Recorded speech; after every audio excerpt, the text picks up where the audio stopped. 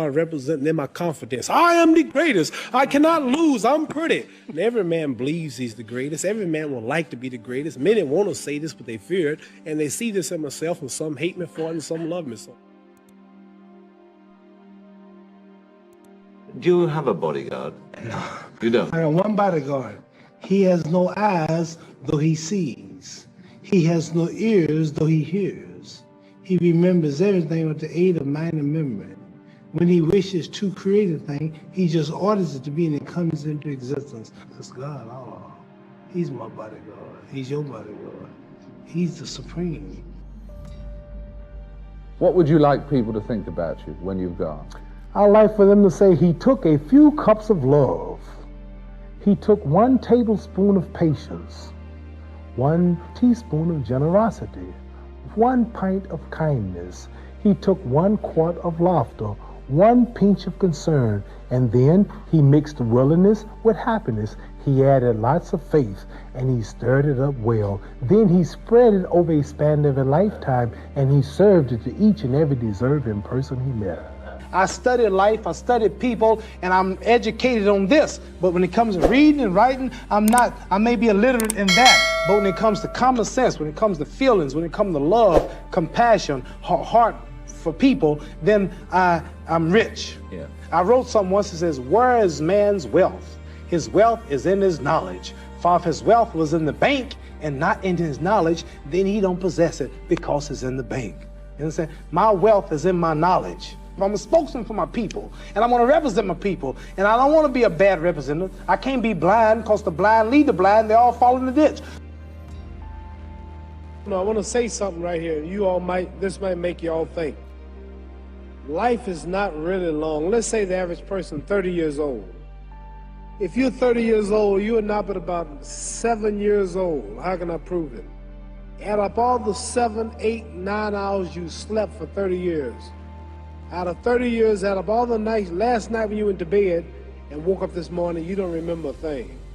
You've been unconscious for about 8 years. If you're 30 years old, you slept about 8 years. Okay, how much traveling have you done in 30 years? From the television station to home, to another country, to another city, to school, to church. You've probably traveled 2 years of your life or spent just getting back and forth to where you're going. So there's 8 years of sleeping, 2 years of traveling. There's 30 years out of your life before you accomplish anything.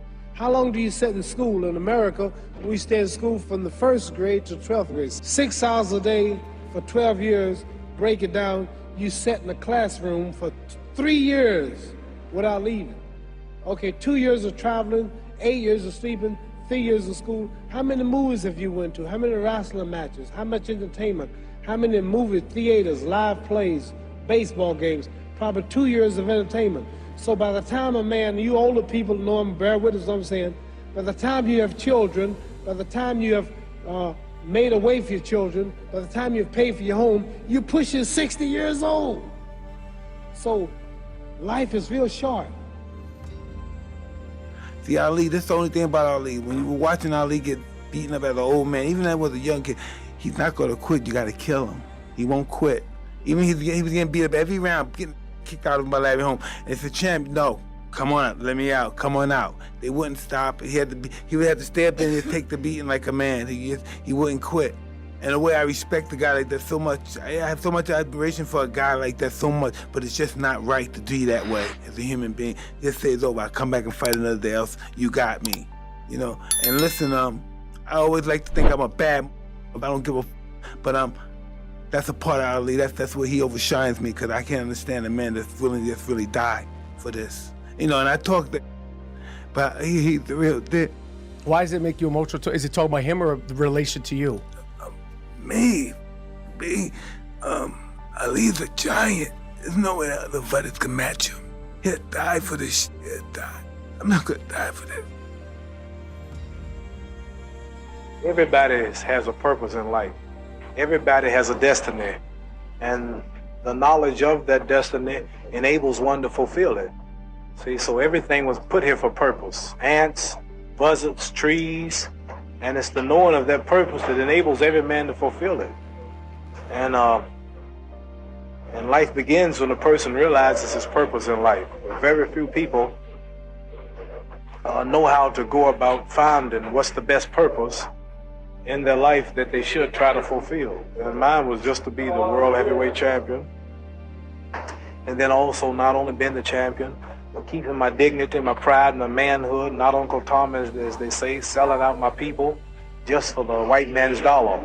So this is my purpose, to go down as the first one, just about to go all out and all the way, and being clean with the sport, and not representing nothing like tobacco and whiskey and various commercials, and stand with my people and representing everybody, and at the same time not disowning my own, marrying my own kind, and socializing with my own kind.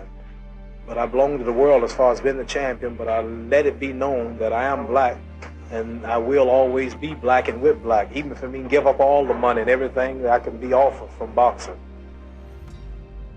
My head got big, and I started thinking it was my training camp and my boxing ability that kept me where I was at, and God punished me, and he gave me a good whooping. He broke my jaw in the second fight, and he got me whooped and knocked down in the Frazier fight, and I realized I wasn't that great after all. So I had to get not only together physically, but spiritually. For this fight, I've prayed every day for 5 days, 5 times a day for the past 4 months, and everything is perfect.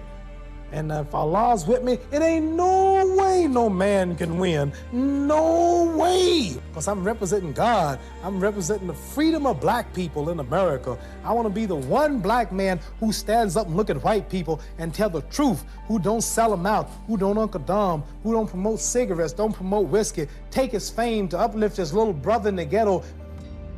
How do we treat each other? How do we help each other?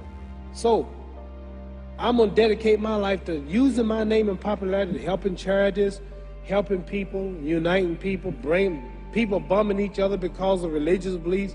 We need somebody in the world to help us make peace. So when I die, if there's a heaven, I want to see it. Because we live how long? 80 years?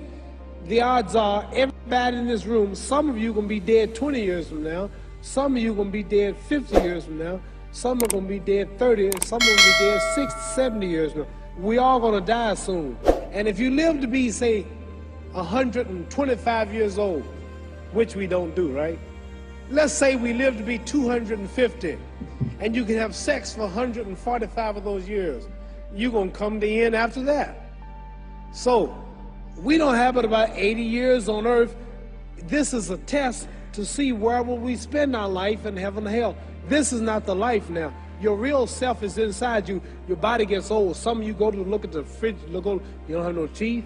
Your hair is leaving you. Your bodies get tired. But your soul and your spirit never die. That's going to live forever. So your body is just housing your soul and spirit.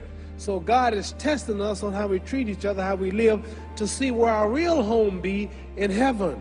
So this physical stuff don't last for so long. So my car, this building is going to be here when the man who built it dead. There have been many kings and queens of England. They're all dead. After this one is gone, another one will come. So we don't stay here. We're just trustees. We don't own nothing. So what am I saying? The most important thing about life is what's going to happen when you die.